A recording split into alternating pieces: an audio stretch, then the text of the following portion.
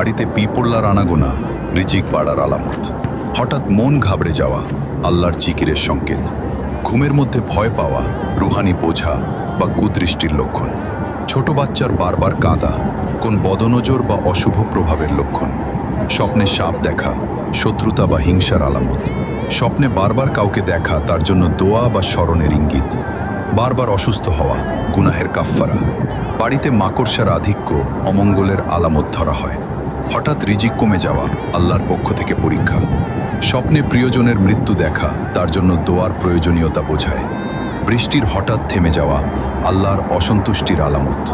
ঘরে কোনো পাখির আগমন সুসংবাদের লক্ষণ। বিড়ালের বারবার দরজায় আসা অনেক সময় রিজিকের ইশারা হয়।